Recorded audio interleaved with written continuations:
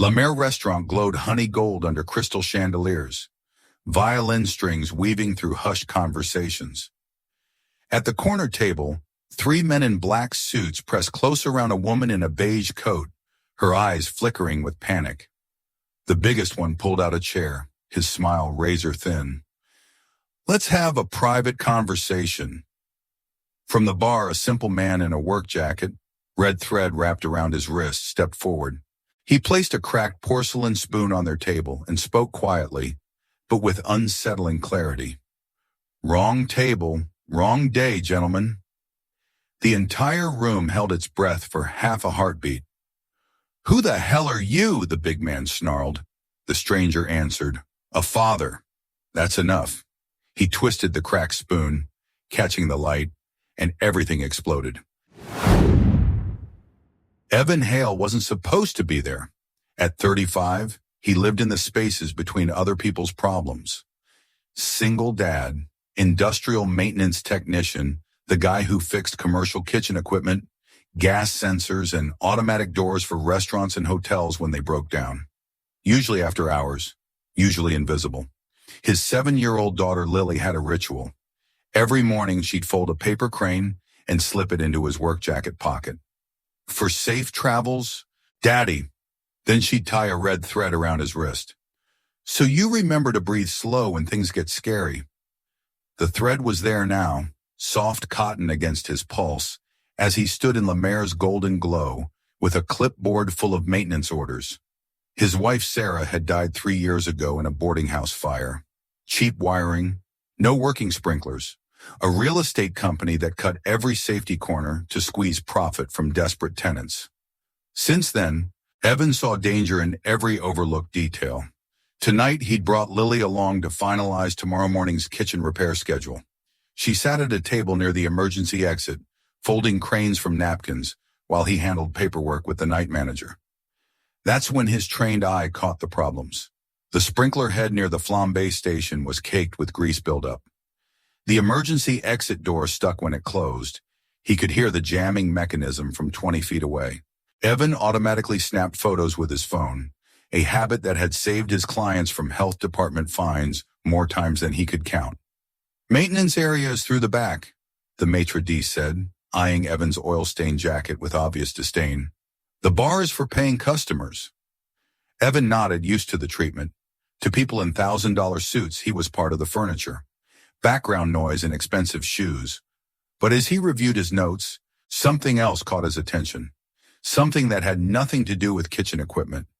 3 men in black suits had repositioned themselves around a single woman at table 12.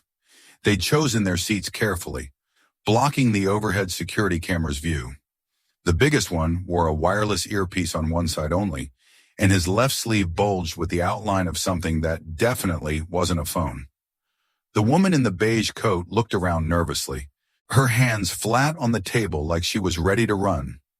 Evan had spent years reading body language, back when he did different work, before Sarah died, before he chose a quieter life of fixing broken things instead of broken situations.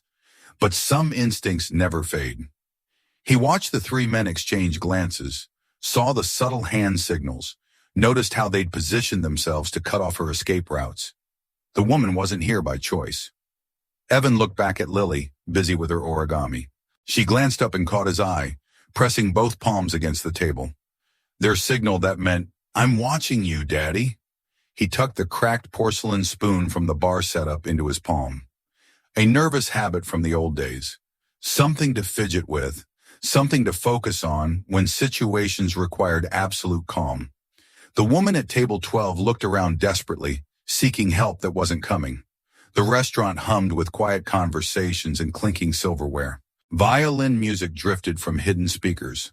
Everyone minded their own business, eyes on their plates, lost in their own worlds. Everyone except Evan. He stood up, the red thread tight around his wrist, and walked toward table 12. "Are you watching from somewhere right now? If you saw 3 men cornering a woman in a restaurant, would you have the courage to say, 'Wrong table, wrong day'? Drop your thoughts below and hit subscribe to see what happens when everything goes sideways." The tension at table 12 was thick enough to cut with a knife. She doesn't want to talk, Evan said quietly, placing himself between the woman and the biggest man. Back off. The big man laughed, a sound like grinding glass. Who are you in this fancy place? Kitchen repair guy? He gestured at Evan's work clothes, drawing snickers from his companions. Several nearby diners looked up from their meals, smirking at the obvious class difference.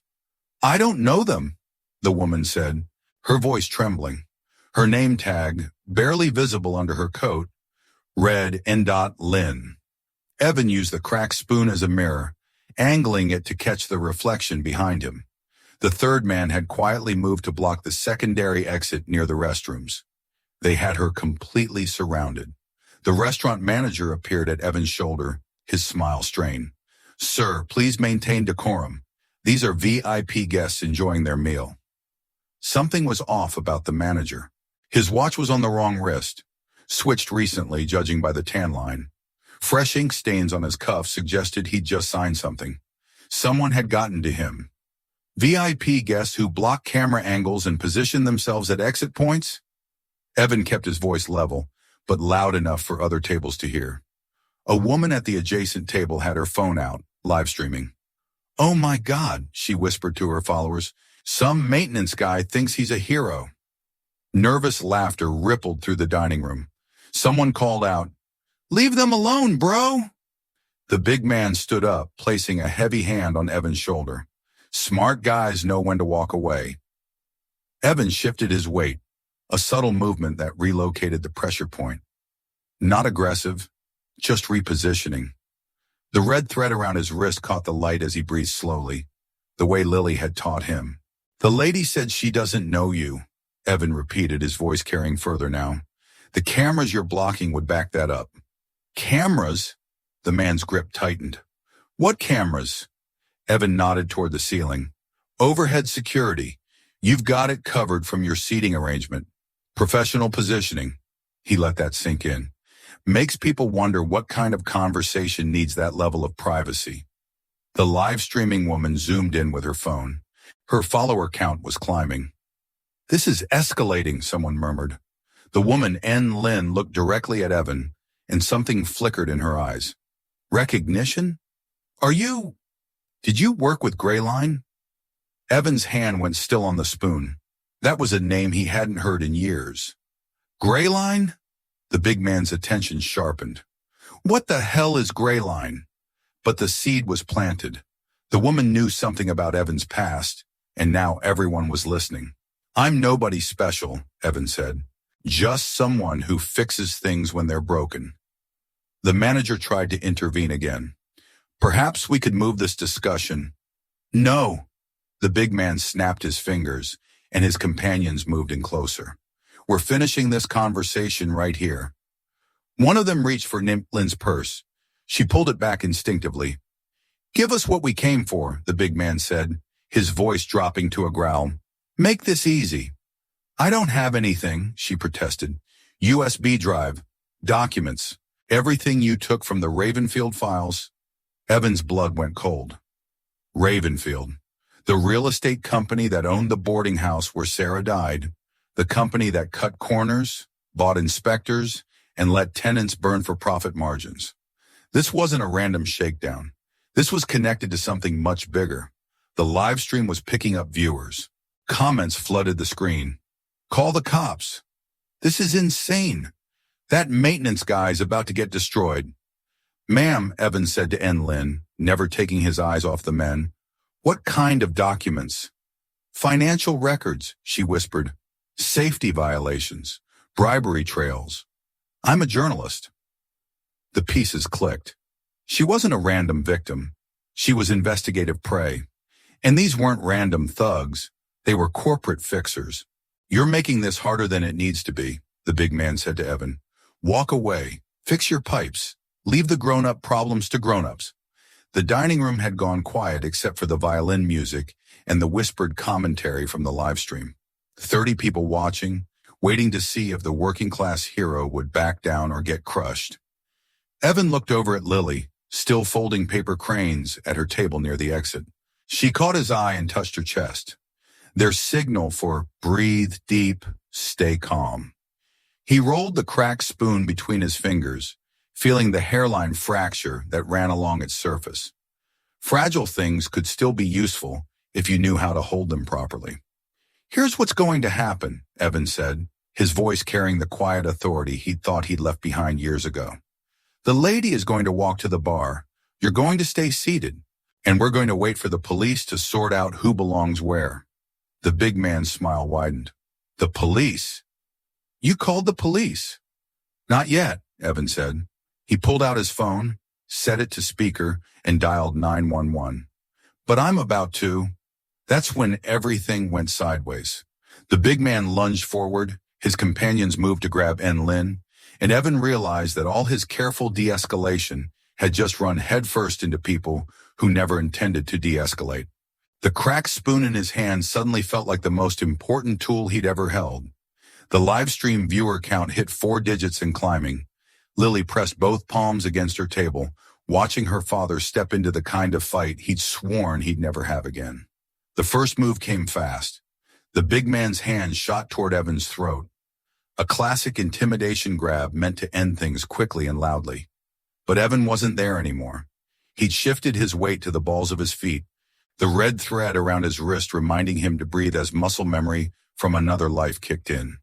The cracked porcelain spoon became an extension of his hand. The sharp edge of the spoon caught the man's wrist at the exact pressure point between the radius and ulnar bones. Not hard enough to break anything, just enough to make his hand go completely numb and fall uselessly to his side. Jesus Christ, someone whispered. The second man lunged for Lin, but Evan was already moving. He grabbed the cloth napkin from the nearest table setting, twisted it into a rope, and looped it around the man's reaching arm in one fluid motion. A gentle pull forward, a step to the side, and the man found his wrist zip-tied to the chair leg, with the napkin acting like soft restraints. The live stream exploded with comments. Viewer count climbing past 10,000. What the hell is happening? This guy knows martial arts.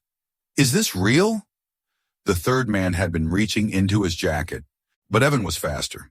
He snatched the thermal receipt paper from the nearest payment terminal, the long, curling kind that restaurants always printed too much of, and in 3 quick movements had bound the man's thumb to his index finger with surprising effectiveness. Pain compliance, Evan said quietly, more to himself than anyone else. Apply pressure here, and you can control the whole hand. The technique was textbook, nonviolent restraint, maximum control with minimum force. Exactly the kind of training that... Oh my God. Lin stared at him with wide eyes. You're Evan Hale. You're the Evan Hale from the Gray Line Diplomatic Security Program. The dining room went dead silent except for the violin music, which suddenly seemed absurdly cheerful. Gray Line? A diner at table 6 leaned forward. The company that trains embassy security? Not just embassy security, Lin said, her journalistic instincts taking over. Evan Hale wrote the Calm First training manual, de-escalation techniques for high-risk diplomatic situations. He was the head instructor for nonviolent conflict resolution. Phones came out across the restaurant. The live stream viewer count hit 20,000. The big man, still shaking, feeling back into his numb hand, looked at Evan with new understanding. You're the guy who disappeared after that boarding house fire, the one in Chinatown. Evan's jaw tightened. That's not relevant here, isn't it? Lin pulled a USB drive from her purse, holding it up for the cameras to see. Because that boarding house was owned by Ravenfield Holdings, the same company whose safety violations I've been investigating. The same company that sent these men to silence me. The room erupted in whispers. The pieces were clicking together for everyone watching. Your wife, Lin continued gently, Sarah Hale, she died in that fire because Ravenfield cut corners on fire safety systems, and you disappeared from Gray Line the day after her funeral. Evan's hand found the red thread on his wrist, Lily's reminder to breathe. Across the room, his daughter had stopped folding cranes and was watching with the kind of serious expression that 7-year-olds got when they realized adults were talking about important, scary things. I stopped training people to fight, Evan said simply. I wanted to fix things instead of breaking them. But you never stopped being good at it, the big man grunted, still massaging his wrist. The manager, who'd been trying to fade into the background, made a move toward the kitchen. Evan's voice stopped him cold. Manager, stay where you are. He held up his phone, still connected to 911. The police dispatcher has been listening to this entire conversation. They're about 3 minutes out.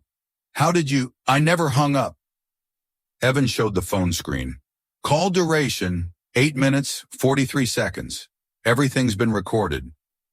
The thermal receipt paper around the third man's thumb was cutting off circulation. He was starting to panic. I can't feel my hand. Then sit still, Evan advised. The technique is designed to be reversible without permanent damage, but only if you don't fight it. Lynn stood up slowly, still clutching the USB drive. This contains financial records proving that Ravenfield has been bribing city inspectors for over a decade. Fire safety violations, electrical code violations, housing standard violations.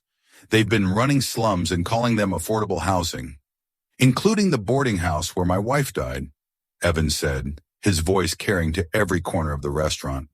The live stream comments were going insane. This is better than Netflix. Real-life vigilante justice. Someone needs to save this video. Sirens wailed in the distance, getting closer. The big man made one last desperate play. You think this ends anything?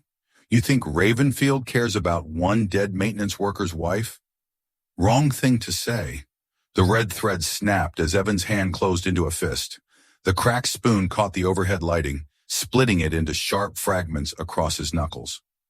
For one terrifying moment, everyone in the restaurant thought they were about to witness something that would get Evan arrested alongside the men who'd threatened Lynn.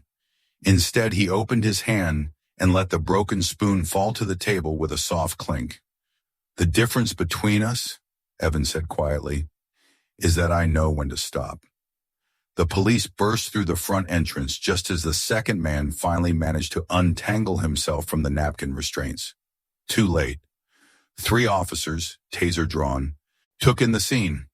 3 men in various states of restraint, 1 woman holding evidence, 1 maintenance worker standing calmly in the middle, and about 30 diners with their phones out recording everything. Someone want to explain what's happening here? The lead officer asked. Lynn held up the USB drive. I'm Nadia Lynn, investigative journalist for Metro Weekly. These men were attempting to steal documents related to an ongoing investigation into Ravenfield Holdings. This is Evan Hale. He prevented what would have been assault and theft of evidence. The officer's eyebrows went up. Evan Hale? The Gray Line instructor? Former instructor, Evan corrected. Current father. From across the room, Lily's clear voice rang out. That's my daddy. And somehow that was the moment that made everyone in the restaurant start clapping. The video went supernova.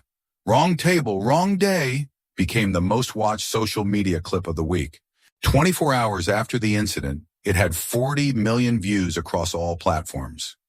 The moment where Evan's red thread snapped, caught in perfect slow motion by 3 different phone cameras, became an instant meme. The comments section was ruthless.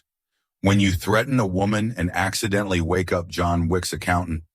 Plot twist, the maintenance guy maintained your asses in place. Ravenfield Holdings stock price right now. Down, down, down. Evan's phone hadn't stopped ringing. CNN, BBC, local news stations, late-night talk shows. Everyone wanted the calm first dad who'd taken down corporate thugs with kitchen supplies. He declined every interview. Daddy, Jimmy Fallon's people called again, Lily announced over breakfast, sliding him a paper crane made from the morning newspaper's business section. They want to fly us to New York. What did you tell them? That you're not a TV person. You're a fixing things person. Smart kid. Smarter than the media circus camped outside their apartment. The real aftermath was quieter, but more satisfying. Nadia Lynn's expose on Ravenfield Holdings had triggered a federal investigation. The USB drive she'd risked her life to protect contained evidence of a decade-long bribery scheme, involving city inspectors, fire marshals, and housing officials. 17 people were indicted, including the Lemaire manager, whose signed confession detailed how Ravenfield's fixers had paid him to look the other way and provide private dining space for business discussions. The three men from the restaurant were facing charges ranging from intimidation to conspiracy. The big man, Marcus Webb, a former cop turned corporate security, had rolled on his employers within 48 hours of his arrest. But the real revenge came in smaller moments. Lemaire's Yelp reviews crashed overnight. Atmosphere, 2 out of 5. Management allows assault. Would not recommend for dates unless you enjoy dinner theater involving federal crimes. The restaurant's parent company issued a groveling apology and fired half the management staff. They installed panic buttons at every table and hired new security specifically trained in de-escalation techniques. Ironic, the boarding house where Sarah died was condemned and torn down within the month. The city used emergency powers to seize the property, citing immediate safety hazards. A small memorial garden was planned for the site, funded by the settlement money from Ravenfield's bankruptcy. Evan stood at the construction fence watching the bulldozers work, Lily beside him, her hand warm in his. "Is Mommy's place going to be pretty now?" she asked. "Yeah, sweetheart. It's going to be safe and pretty." The job offers started coming in the second week. Corporate security firms, private investigation agencies, diplomatic services, all wanting to hire the viral hero who'd neutralized 3 men with restaurant supplies. David Park from Meridian Security offered him a 6-figure salary plus benefits. "Your techniques are exactly what high-end clients need. Non-violent, media-friendly, completely defensible." "Can I work part-time?" Evan asked. "I need to pick my daughter up from school." Park blinked. In his world, career came before family, always. "We could discuss flexible arrangements." "Flexible meaning I'm home by 3:30 every day, no weekends, no travel longer than 8 hours. That's very specific. That's my life." Evan took a consulting contract instead. Part-time safety assessment and de-escalation training for restaurants and hotels. Good pay, flexible hours, and work that actually mattered. His first client was Lemaire itself. The irony wasn't lost on anyone when Evan walked back into the golden dining room 3 weeks later, clipboard in hand, red thread around his wrist, to conduct a comprehensive security audit. The new manager, a nervous woman named Patricia, who'd been promoted from assistant, met him at the door with obvious anxiety. "Mr. Hale, thank you for coming. We know this must be strange." "It's just work," Evan said gently. "Let's make this place safer." They did. Emergency exits were cleared and tested. Panic buttons were installed. Staff training included recognizing signs of customer distress. Security cameras were repositioned to eliminate blind spots. Most importantly, they implemented the Calm First protocol. Any situation involving customer safety took priority over VIP comfort or revenue considerations. The changes worked. Within a month, Lemaire had not only recovered its reputation, but enhanced it. The restaurant where heroes are born became part of their unofficial marketing. The real victory came on a Tuesday evening when Evan was finishing his follow-up inspection. A young server approached him nervously. "Mr. Hale, there's a situation at table 9. A man won't stop bothering a woman who's dining alone. She's asked him to leave her alone, but he won't listen." Evan looked across the restaurant. Different men, different woman, same dynamics. "What's the protocol?" he asked the server. "Calm first. I notify management, activate the panic button, and document everything while maintaining customer safety." "Perfect. Do it." The server handled it flawlessly. The man was removed quietly by security. The woman finished her meal in peace. No drama, no viral videos, no federal investigations. Just quiet professionalism, making the world a little bit safer. Evan packed up his equipment and headed home. Lily was waiting with homework and paper cranes, ready to hear about Daddy's day fixing things. The red thread around his wrist had been replaced. The original had snapped during the confrontation 3 weeks ago. But Lily had tied a new one that morning, soft cotton against his pulse, a reminder to breathe slowly when the world got complicated. Some things were worth keeping broken, others deserved to be fixed properly. The difference was knowing which was which. 6 weeks later, the federal courthouse steps buzzed with reporters and camera crews. Nadia Lynn stood at the podium beside the U.S. attorney, announcing the final indictments in the Ravenfield Holdings case. Conspiracy, bribery, criminal negligence resulting in death. The executives who'd built an empire on unsafe housing would spend the next decade in federal prison. Evan wasn't there for the speeches. He sat in the back row of the press gallery, Lily beside him, both dressed simply. They'd come not for the media circus, but for the moment that mattered. When it was time for statements, Nadia called him to the podium. Instead of speaking, Evan did something that would be remembered longer than any of the day's official announcements. He untied the red thread from his wrist, the new one Lily had given him that morning, and wrapped it gently around the evidence USB drive that had started everything. Then he placed one of Lily's paper cranes on top, the white origami stalk against the black plastic. The symbolism was unmistakable, gentle protection wrapped around hard truth, with hope perched on top. The press gallery fell completely silent. Camera shutters whispered like prayers. Evan stepped back without saying a word. Lily took his hand. "My daddy doesn't need to talk," she said into the microphone, her 7-year-old voice carrying clearly through the marble chamber. "He already said everything with his hands." The image, red thread, white crane, black USB drive, became the defining photo of the entire case. It spread across social media with captions like, "Calm first, truth always," and "When heroes don't need words." Back home that evening, Evan tucked Lily into bed and found her latest origami creation on his nightstand. This crane was different, folded from the front page of the newspaper, the one with their photo on it. "For tomorrow, Daddy," she whispered sleepily, "in case you need to fix something else." Evan smiled and slipped the crane into his work jacket pocket. The red thread around his wrist caught the hallway light as he turned off her lamp. Tomorrow would bring more maintenance calls, more broken things needing patient repair, heating systems and door sensors and safety equipment that kept people safe in ways they'd never notice. But tonight, he'd helped fix something bigger than kitchen equipment. He'd helped fix the idea that powerful people could hurt others without consequences. Some repairs took toolboxes, others just took courage, timing, and the willingness to say wrong table, wrong day, when it mattered most. Truth, properly handled, never stayed buried long. And sometimes the most important maintenance was done by people nobody expected to be heroes.